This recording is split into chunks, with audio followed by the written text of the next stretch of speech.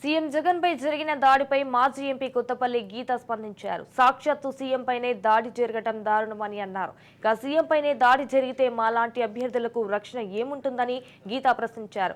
ఇది ఏపీ ప్రభుత్వం వైఫల్యమని, పోటీలో ఉన్న అభ్యర్థులకు కూడా రక్షణ లేకుండా పోతుందని కొత్తపల్లి గీత అన్నారు.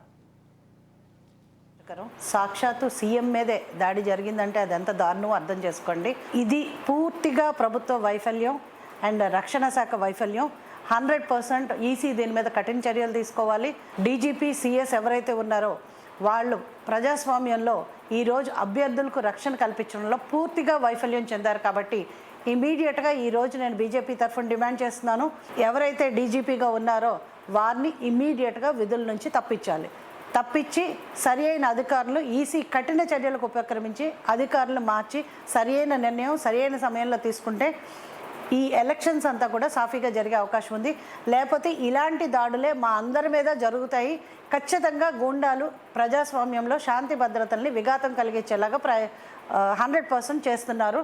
మేము కూడా చాలా విషయాల్లో కంప్లైంట్ చేయడం జరిగింది ఈసీకి. అయినా కూడా ఇప్పుడు వరకు ఎవరు ఎలాంటి చర్యలు తీసుకోలేదు. కాబట్టి ఈ సంఘటన ఈరోజు జరిగిన పరిస్థితుల్లో 100% దీని మీద చర్యలకు ఉపక్రమించాలి. ఆటో పెట్టుకున్న ప్రతి మైక్కి కూడా ఎలక్షన్ కమిషన్ ఎలాంటి నిబంధనలు ఇవ్వకపోయినా కూడా, మన్యం జిల్లాలో అధికారంలో ఉన్న వాళ్ళు ఎవరు కూడా ఆరో కూడా అడగకపోయినా కూడా రంపచోడవరంలో ఒక విచిత్ర పరిస్థితి. అందులో 500 రూపాయలు చలాన్ కట్టమని చెప్పి వాళ్ళు బెదిరించి చలాన్ కడితే తప్పితే పర్మిషన్స్ ఇవ్వము అని చెప్పి రిజెక్ట్ చేయడం జరుగుతుంది. ఎలాంటి ఆదేశాలు చూపించమన్నా చూపించట్లేదు, రిటర్న్గా ఇవ్వమంటే ఇవ్వట్లేదు, పర్మిషన్స్ మాత్రం రిజెక్ట్ చేసి కూర్చుంటున్నారు. సో ఇది చాలా తీవ్రంగా ఖండిస్తున్నాను. అధికారుల వైఖరి చాలా తీవ్రంగా ఖండిస్తున్నాను. ఇది ఇమీడియట్గా ఎవరైతే మన చీఫ్ సెక్రటరీ గారు ఉన్నారో వాళ్ళు కూడా దీని మీద రియాక్ట్ అవ్వాలి. అలాగే ఎలక్షన్ కమిషన్కి 100% నేను విజ్ఞప్తి చేస్తున్నాను.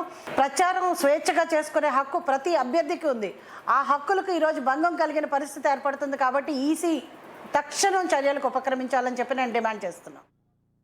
ఈరోజు రాష్ట్రంలో ఉన్న పరిస్థితి చాలా దురదృష్టకరం. సాక్షాత్తు సీఎం మీదే దాడి జరిగిందంటే అది ఎంత దారుణమో అర్థం చేసుకోండి. ఇది పూర్తిగా ప్రభుత్వ వైఫల్యం అండ్ రక్షణ శాఖ వైఫల్యం. 100%